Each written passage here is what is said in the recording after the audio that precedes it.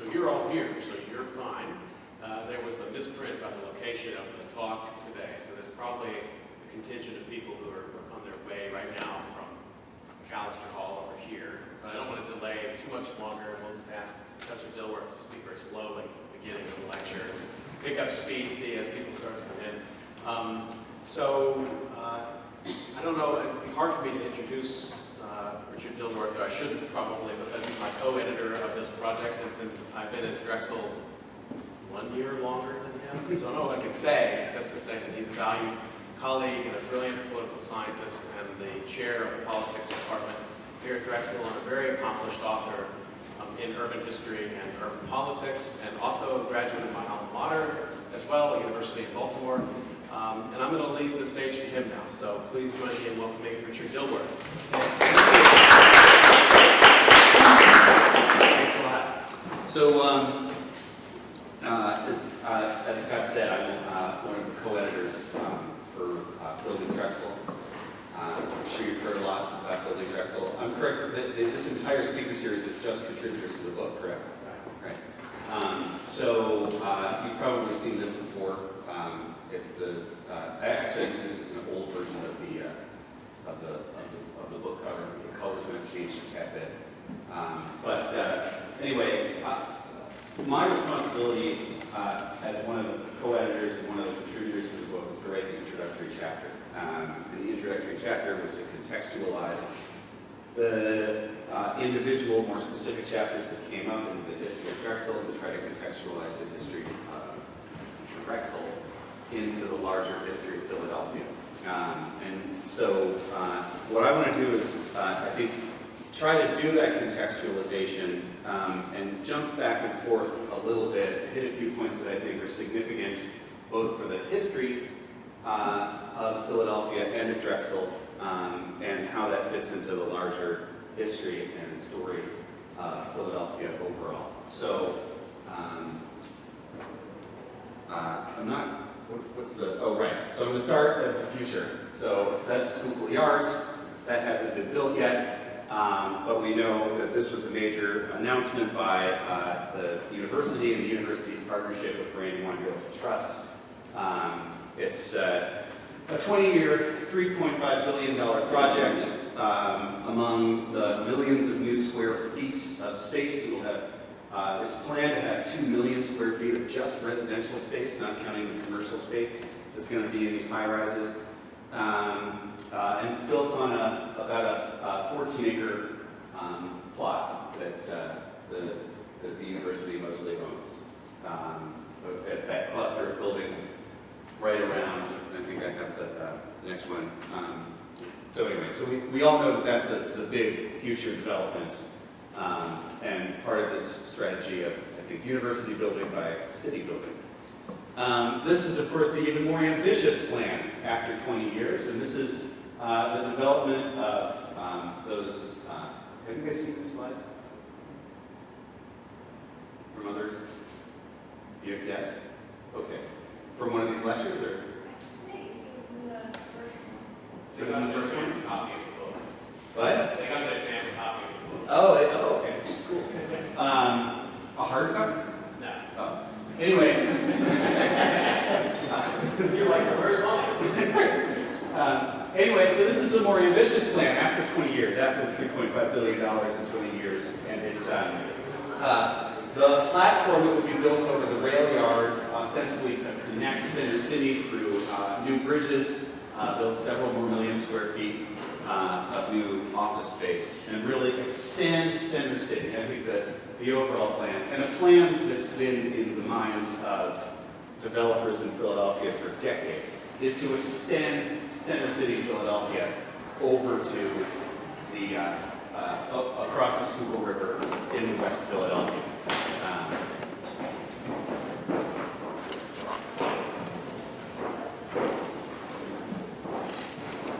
I'll just let these folks settle in for a second.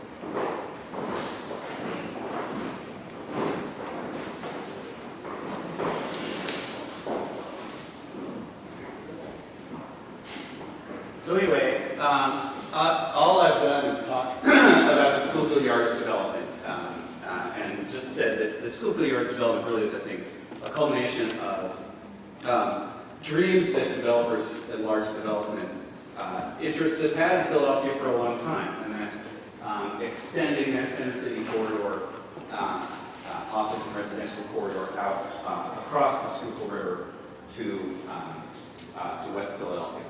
And that's been a long standing dream of growth interests in Philadelphia and other folks. And I think embedded within Schuylkill Yards, you can see the sort of the real longevity and the trajectory of that idea. I think this is my next slide. Well, this is Drexel Square, right? So this is the first thing that's supposed to be built as part of Schuylkill Yards. And it's, the last time I checked at least, the plan was to name this Drexel Square, and it was to be named Drexel Square consciously to extend the system of squares from the original grid of the city, right? So this is the 1683 grid of the city. This was the drawing that was used to try to sell lots in London for sale in Philadelphia. Of course, this didn't really exist. This was just a drawing of what was really just formerly Dutch farmland and some marshes with some settlements right along the Delaware River. But this was, of course, the dream of William Penn, his surveyor, and it imagined, of course, the famous 5 squares, one of which now is a traffic circle and one of which is City Hall. But the symmetrical grid, relatively sort of innovative for its time, not totally, but relatively. And the central square and then the 4 squares, the Franklin, Washington, Logan, and Rittenhouse squares today. So the idea of Schuylkill Yards, the idea of Drexel Square within Schuylkill Yards is clearly, you clearly see the hope. And let me just push for another one. So another picture. This is a 1796 map of Philadelphia. Just so you get a sense of the extent to which that dream of moving out to West Philadelphia was really a dream. Of course, the major economic engine of Philadelphia was the Delaware River and the port facilities and the wharfs on the Delaware River. You can see in this map, and this map is over 100 years after Philadelphia is founded. Right? So that first map of that anticipatory grid was from 1683, and this is the 1796 map. And you can see the black spots that show the development. You can see that really, even 100 years later, you have relatively less development in the western part. And certainly, there's not much going over western to across the Schuylkill River. So, Drexel Square is consciously sort of embodying this dream of moving over west and building out explicitly on the original grid, on the original plan for Philadelphia, and extending it finally into West Philadelphia. This is a map that was constructed in 1802.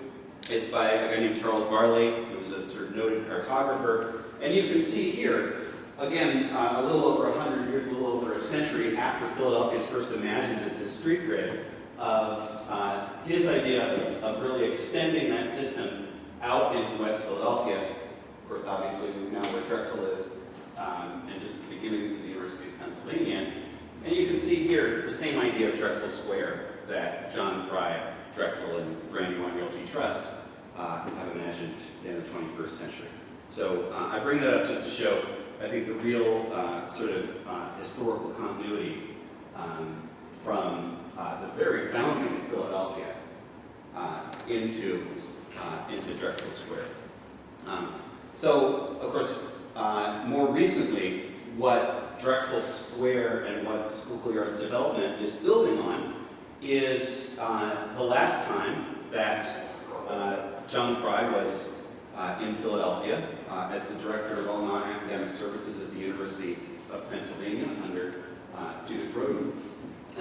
And his really formative role and really important role in developing what's called the University City District, which is the partnership, especially among the major nonprofit institutions, to create a separate nonprofit that relies on what are ostensibly mandatory contributions to what began as what's known as a sort of clean and green district, hiring safety ambassadors and street sweepers, but that since has evolved its mission to be a more significant economic development agency and actually workforce development agency. And that idea of the University City District, which was established when John Fry was at the University of Pennsylvania, was premised on the earlier construction of University City. So University City itself hold on. Sorry, I'm messing up my... University City District is itself premised on the redevelopment plans from the 1950s. This is the overall plan for redevelopment. So after World War II, the federal government makes new money available for what it at the time calls slum clearance and urban redevelopment. The idea that the federal government would provide money, local governments would create local development corporations. Those development corporations would use the local power of eminent domain to clear land, provide ostensibly just compensation for the folks living there, and then use both local, state, and federal money and private money to redevelop a neighborhood. And this is the plan that really constructs what we know as University City. This is the plan to build on the University of Pennsylvania campus, build medical campuses, the University City Science Center, the science incubator that owns most of the office buildings from the 34 to I guess the 36 or 3700 blocks of Market Street.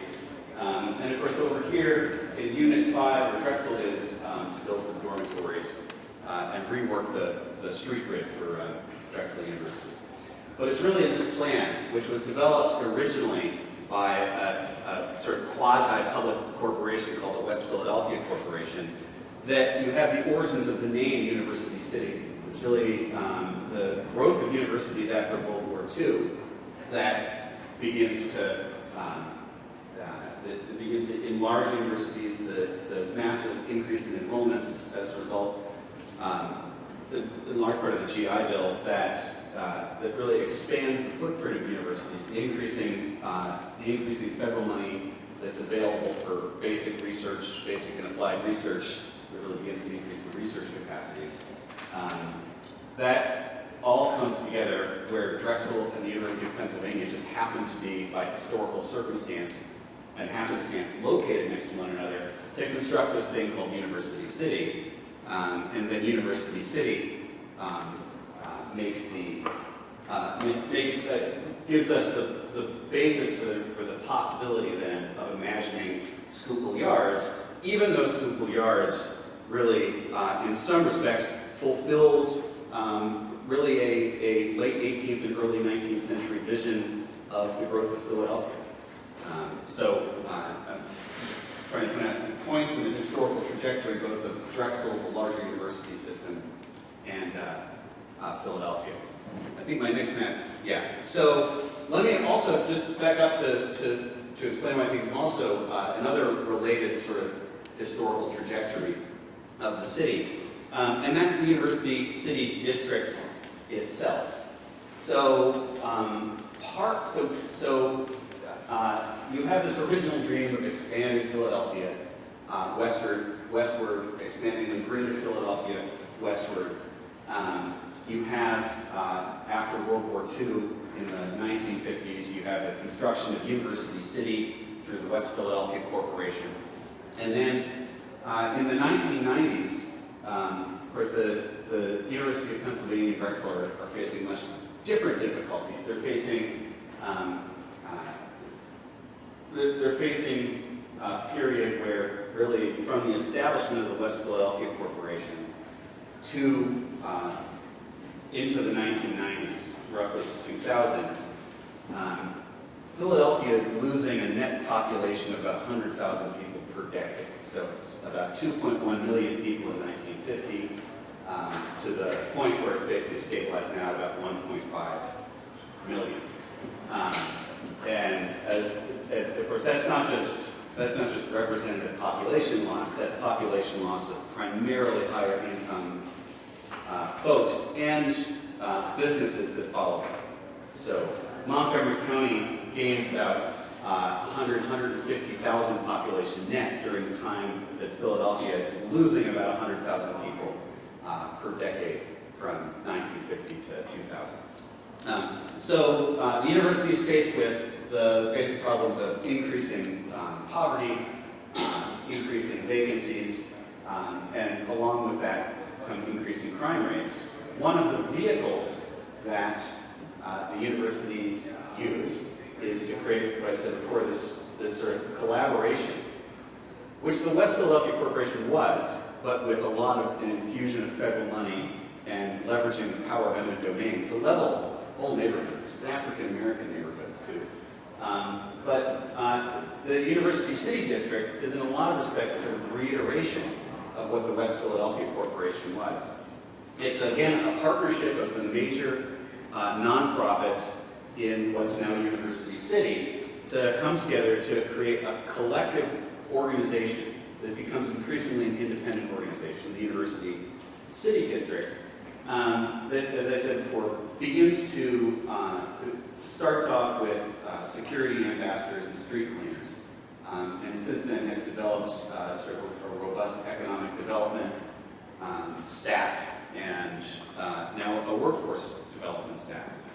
Now let me put the University City District in the larger context. The University City District is sort of a special version of another kind of organization that proliferated in the 1990s in Philadelphia and still proliferates today. And it's called a Business Improvement District. So a Business Improvement District is actually a municipality within a municipality. That is, it's a city that is chartered and created by a larger city. So the city of Philadelphia is just a law of the state of Pennsylvania. It's just a charter. Another state law provides Philadelphia as a chartered corporation, municipal public corporation of the state of Pennsylvania. It allows Philadelphia to create subsidiary corporations that are really quasi-governmental in the sense that business improvement districts have the power of taxation.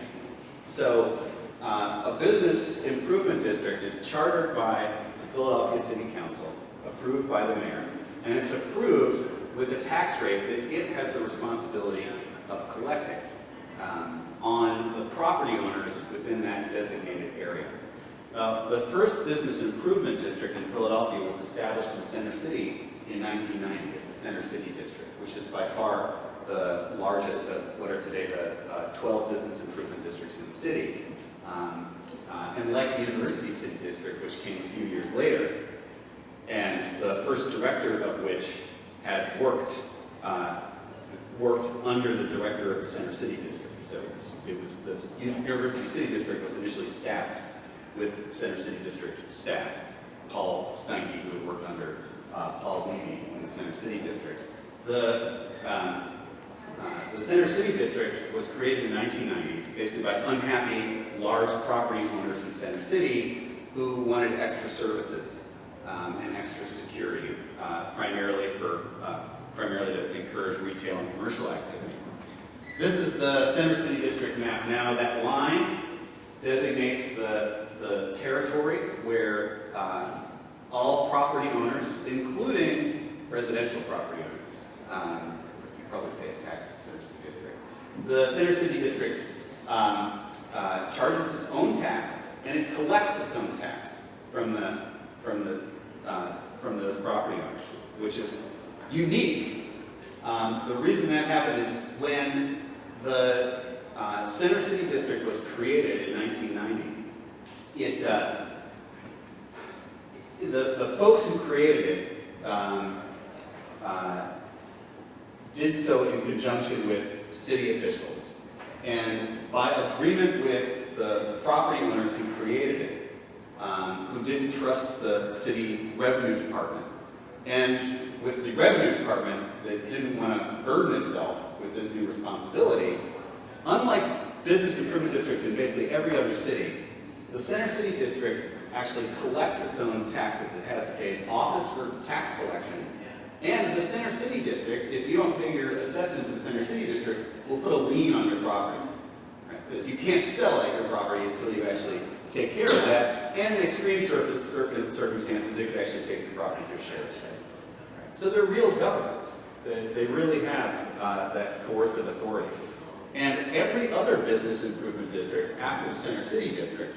So this is a map of all of the business improvement districts. The Center City District here, the University City District here, East Passaic Business Improvement District here, South Street Head House District, Old City District, Aramingo Shopping District, Port Richmond Industrial Development Enterprise, 3 districts along Germantown Avenue in Northwest Philadelphia, including Manayunk, not including, but also Manayunk, City Avenue District. They're all based on the model of the Center City District. They're all chartered by the city.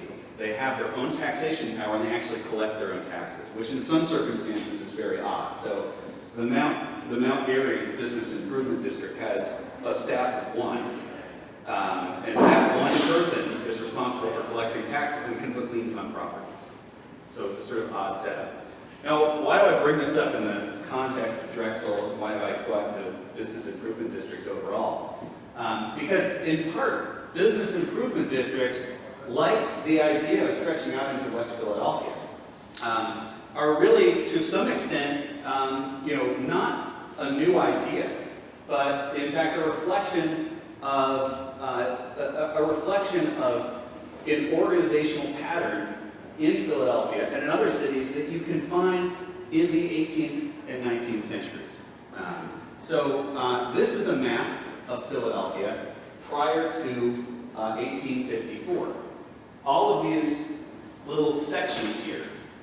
This map isn't clear enough so that you can actually see the names. But this is just a line drawing of Philadelphia.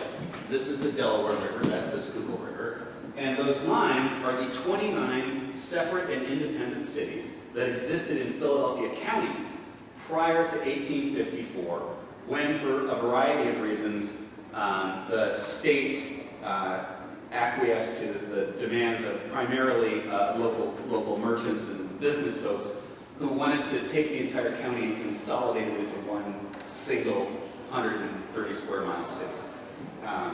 But you can see here that this, from 1683 to 1854, this was the city of Philadelphia. And you had then the independent municipality of Spring Garden. You had the Northern Liberties, and in fact, Liberties actually is an old term for an independent municipality. You have Southwark down here. You have the Moyamensing District. This is the West Philadelphia District, Blockley Township, all independent municipalities in one way, shape, or form. And what I would just like to suggest is that these business improvement districts are in some respects actually just a reformation of the original municipalities. That is, what these business improvement districts are strategic, organizational, evolutionary responses to suburban competition. That is, from the 1950s, really into the 1990s, what the city faced was increased competition from outlying suburban municipalities in Camden County, Bucks, Montgomery, Chester, Delaware County, where those counties are broken apart into separate townships and local governments that use their zoning power to primarily exclude low-income people and other things they don't want. Philadelphia, as an historically large city, doesn't have that ability, which it would love to do. It doesn't have that ability to do that. And as a result, it has a much bigger tax burden and a much bigger redistributive tax burden than outlying suburban municipalities. A business improvement district is a way to take a relatively wealthy neighborhood in the city of Philadelphia, to capture the tax resources just for that local area, So those tax resources aren't redistributed across the larger city. In effect, it's a suburban municipality layered over a larger city. And it's a specific strategic response to competing with neighborhood commercial corridors in the outlying suburbs.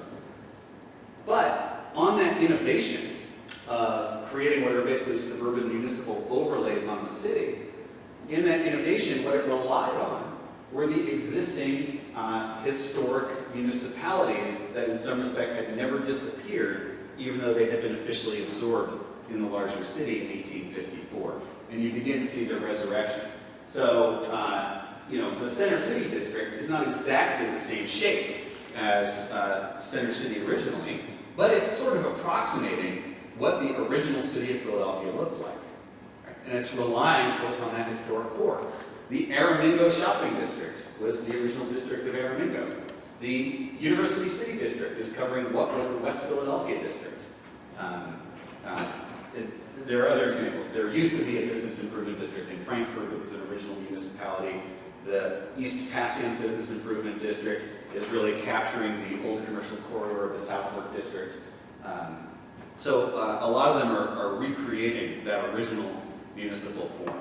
So in some respects, what I was saying to this original, the original wish to expand Center City into West Philadelphia that you can see in Varley's 1802 map, which is more fully realized, in 2016 in the Schuylkill Yards plan, you see as a more general phenomenon in the city, where these 17th, 18th, and 19th century municipalities are, to a certain extent, resuscitated because the city, after World War II, finds itself in a new context where it has to evolve, and it evolves on the basis of old forms.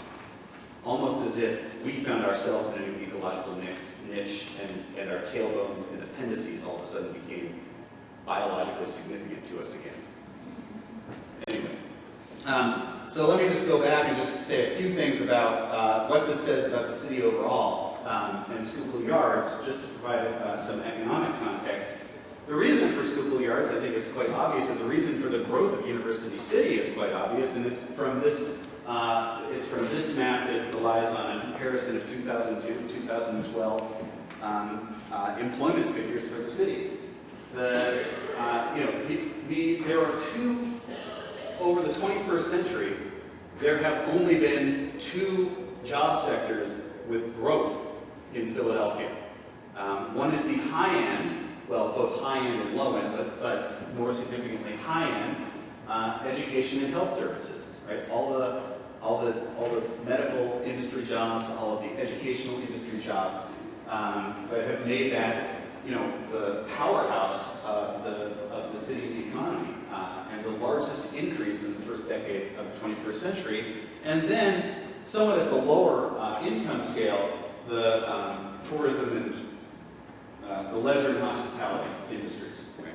A smaller sector, but the only other employment sector in the city that's grown in the 21st century, which is amazing for a city which historically was, Philadelphia's original growth was basically because we were a depot for coal that was mined in Pennsylvania.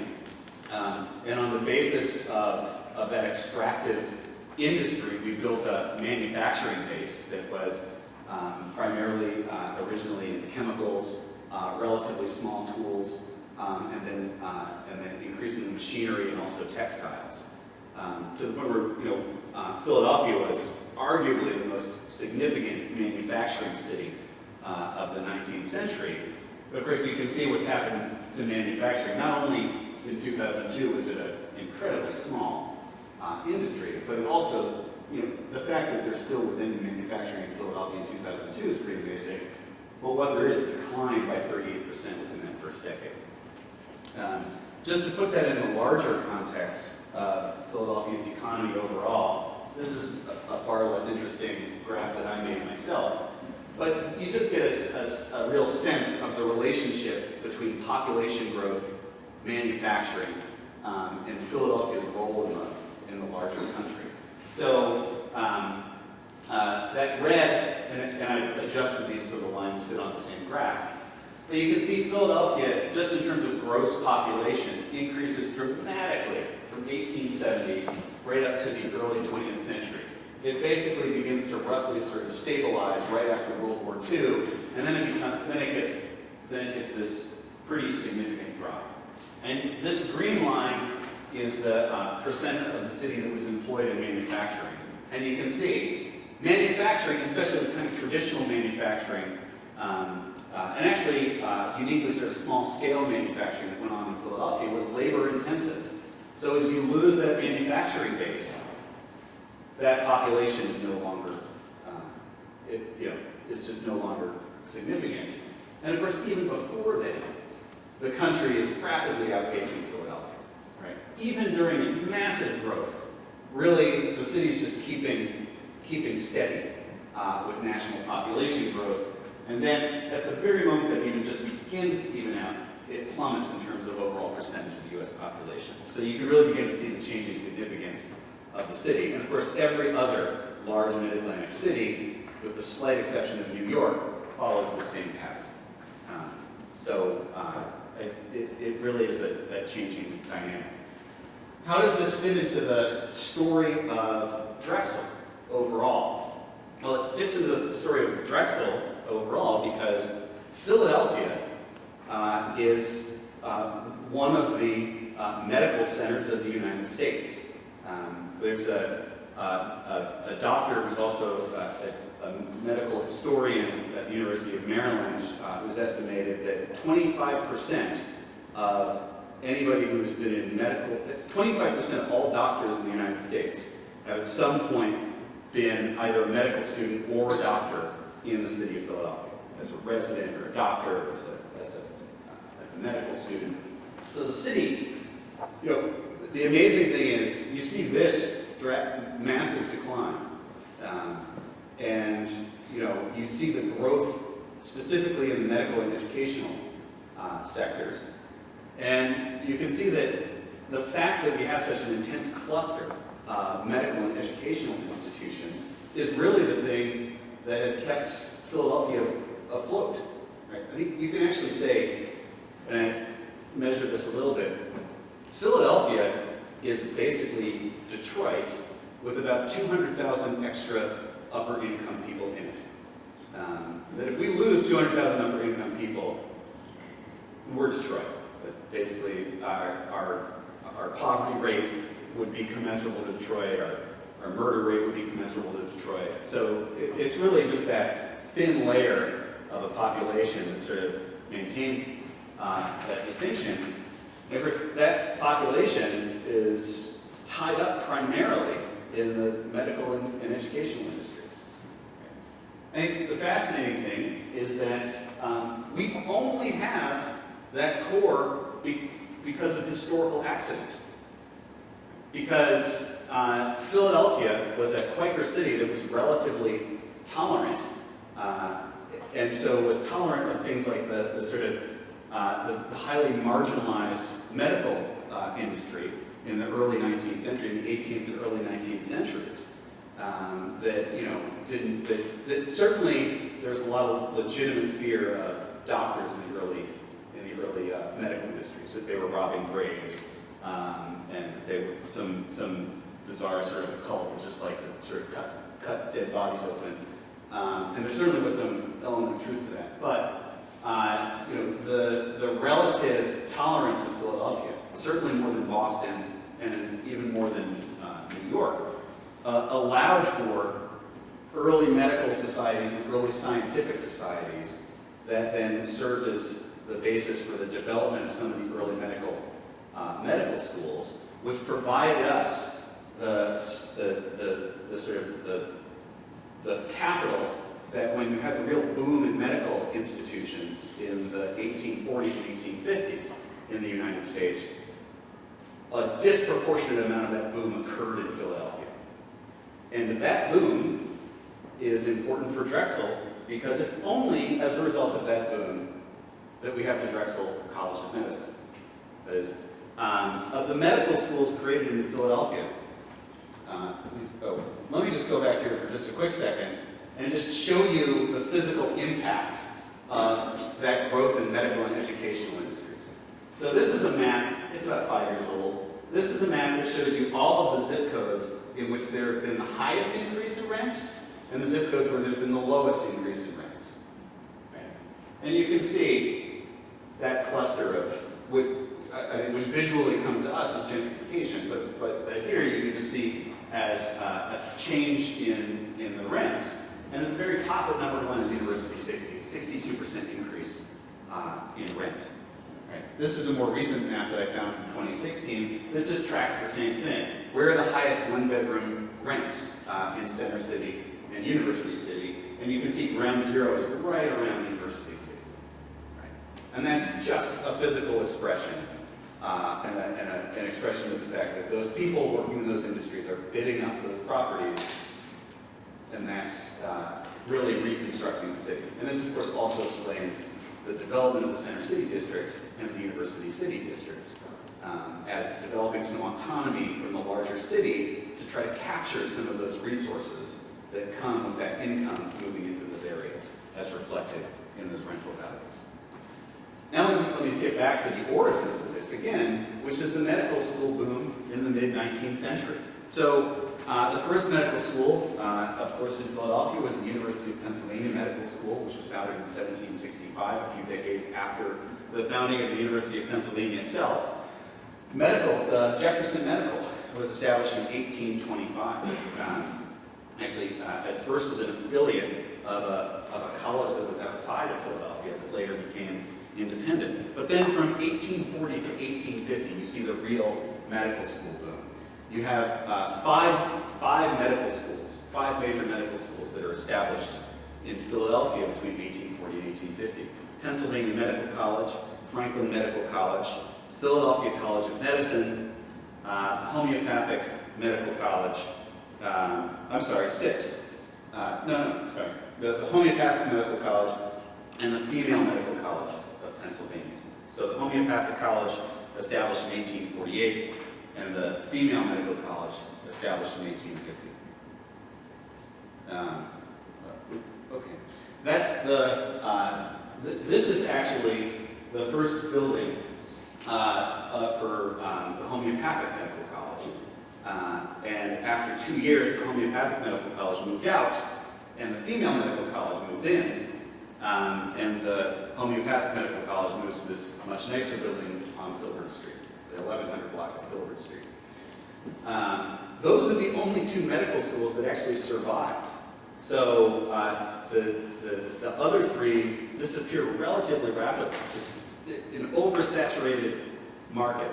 And the only 2 that survive really after the Civil War and going into the late 19th century are the Homeopathic Medical College, which becomes, of course, Hahnemann University, and the Female Medical College, of course, becomes the Medical College of Pennsylvania.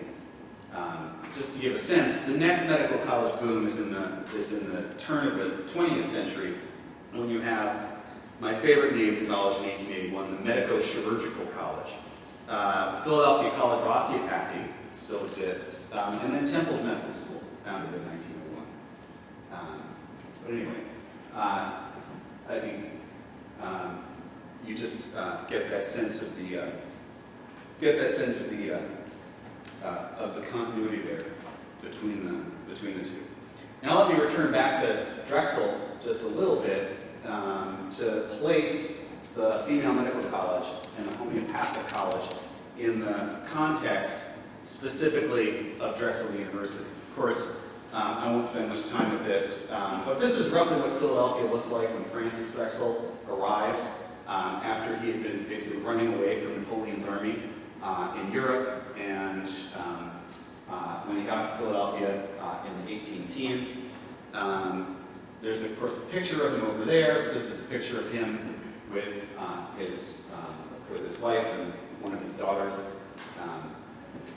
And of course, he has the great story. He was a portraitist, relatively affluent, relatively successful almost as soon as he hits the ground in Philadelphia. Clearly loved getting away. Took about a 6 or 7 year vacation to Latin America to try to make money as a portrait painter. painting portraits of famous people. Comes back to Louisville, Kentucky, before coming back to Philadelphia.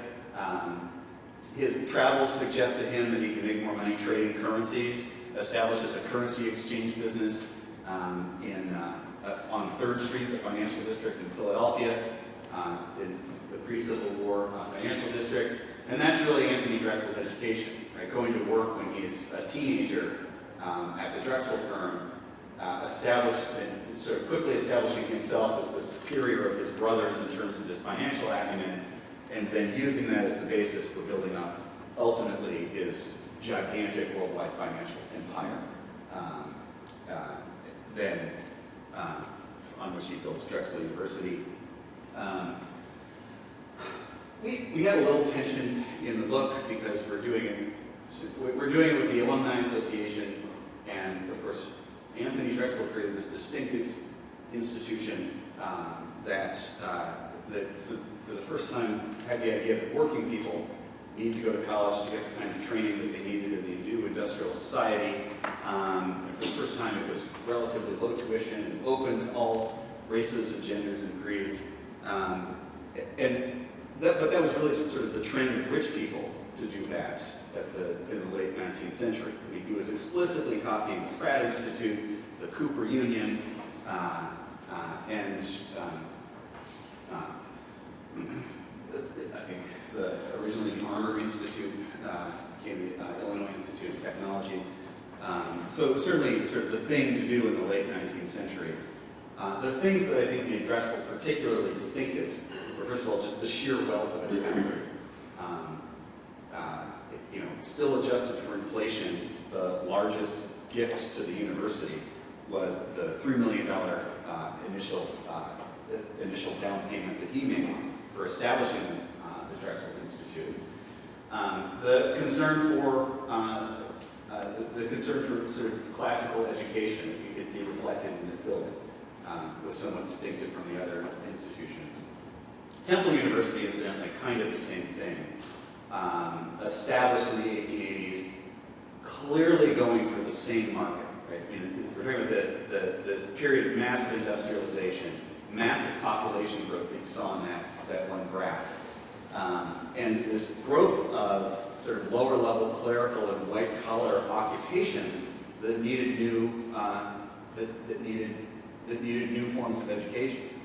And Temple, even though it was based on a liberal arts foundation of initially offering Latin classes in the church of Russell Conwell, the Baptist minister Russell Conwell, was aimed at exactly the same clientele as Drexel. It was really the folks working in manufacturing, working for government, but the folks who were working at the sort of clerk level.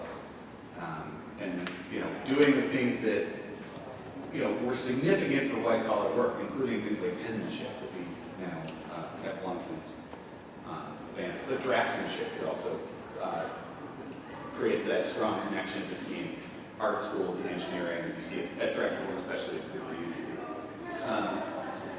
Anyway, the other distinctive element of Drexel, that's just a later building upon the university. That's that's later on the building. Sorry, I lost my place. Anyway, that push, you see this proliferation of new institutions. Drexel's one of them,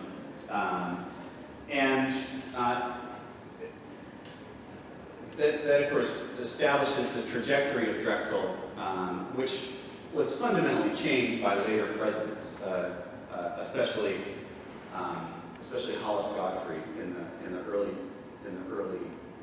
20th century. But the trajectory of a technical school that's going to have a significant arts component is really set in the 1890s. And on the basis of that, we developed a stronger focus on engineering, the co-op around World War II.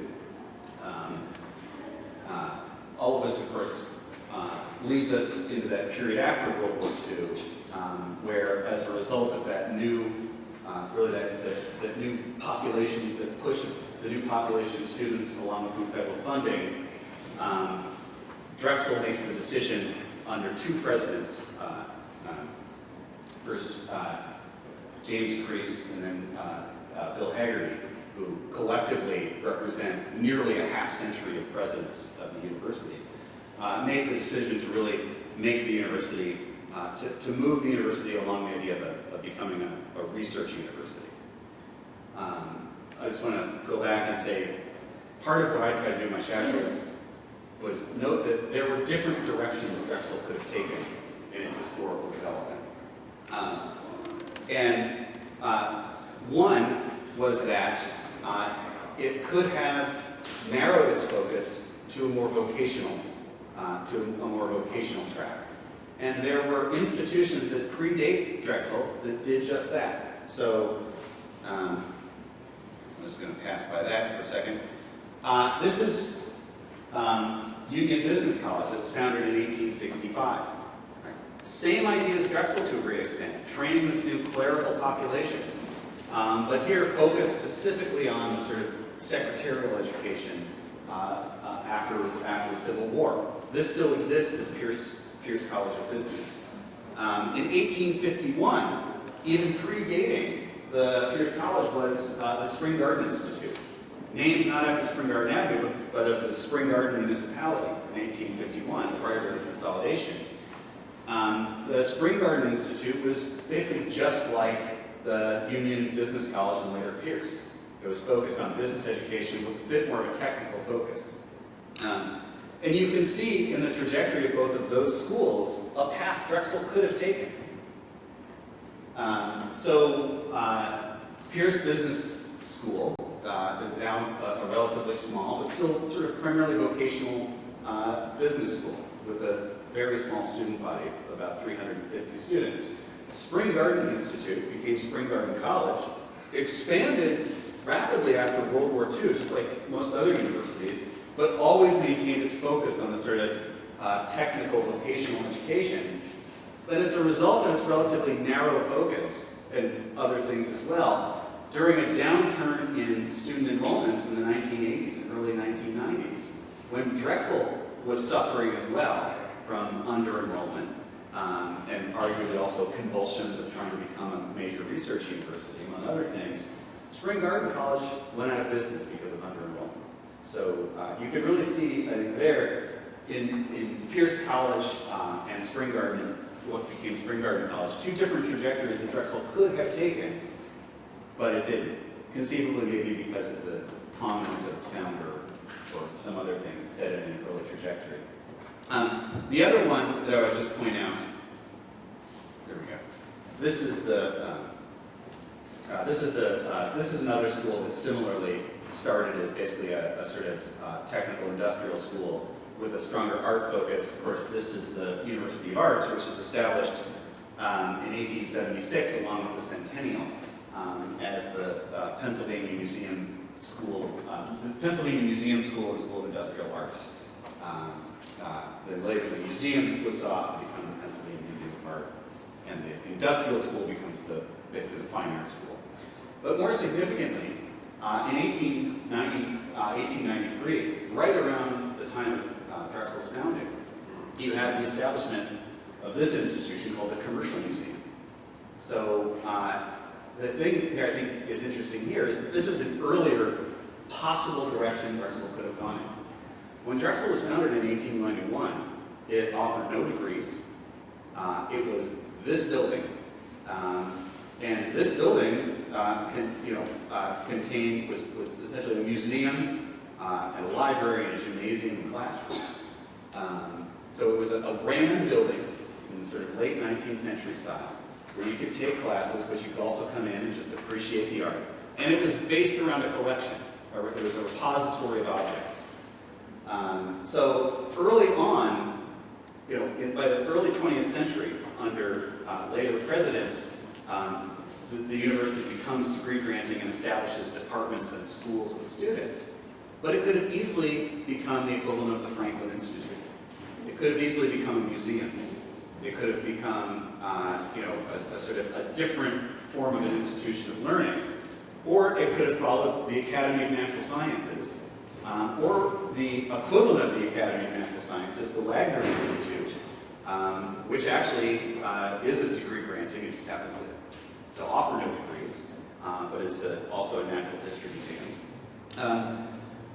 Drexel, with its focus on industry, seems like it might not have been a likely candidate for becoming a sort of museum. But in fact, in 1893, one reason conceivably it didn't is because somebody had the idea of creating a museum of industry, a business museum. And it turned out this is not a museum as we understand it today. It's what it really was basically sort of a permanent. It was constructed after the Chicago Centennial and the Philadelphia, the Chicago Expo, and the Philadelphia Centennial celebration, as sort of trying to create a permanent World's Fair, also combined with sort of a chamber of commerce and a think tank, but also a museum of industry. But it sort of lost its relevance after World War II. Eventually became part of the Civic Center and actually served as the basis for the Seaport Museum today. The Seaport Museum was built on sort of the skeletons of this commercial museum. But this is another direction Drexel could have gone. It could have been a museum. It's just because of later decisions that built on Drexel's decision that it became a university. Now let me just conclude, and I guess I have no minutes left. Let me just conclude by just pointing out one other path that puts Philadelphia clearly in that trajectory of the Center for Medical Technology. That is, the two surviving medical schools from the 1840s and 1850. The two surviving medical schools were, of course, after World War II, facing severe financial problems, facing under-enrollments, and as part of a large consolidation, became part of what was known as the Allegheny Health Education and Research Foundation, AHERF, as a result of a very ambitious President Sharif Abdul-Haq who initially was part of the Allegheny General Hospital and later became the president of this massive foundation, that because he found himself constrained in Pittsburgh by the existing medical institutions there, decided that he saw two sort of flailing medical schools in Philadelphia, and that he could use the Allegheny system that he had built up around Pittsburgh to consolidate to create a giant integrated health system, nonprofit health system that covered the entire state of Pennsylvania, or at least Philadelphia and Pittsburgh, which he could sort of fly between. So this created the largest integrated health system in Pennsylvania, and almost as soon as it was fully merged, numerous hospitals, over 100 individual medical practices, 2 medical schools, independent foundations, almost as soon as it was fully consolidated, declares bankruptcy, and actually declares the largest nonprofit bankruptcy at that point in the history of the United States. And I just, oh, my thing's not working. Those are just, that's Sharif Abdul-Haq, and that was the CFO of Air. His last name is McConnell. They're not happy in this picture. That's because they're awaiting their sentencing. But anyway, the point here is that these folks are here because part of their legacy is the female medical college, the Homeopathic Medical College. Of course, it goes bankrupt. Then there's a complex negotiation to try and sell the assets of the foundation. The negotiation over how much debt the foundation owed, which ultimately, of course, leads to the establishment of Drexel University College of Medicine, originally, still named MCP Hahnemann after the collapse of Air, but ultimately DuCom. And I just put that in there as a sort of the final sort of trajectory, trying to establish that sort of historical link to Philadelphia. And that's it. I'll stop there. Thank you.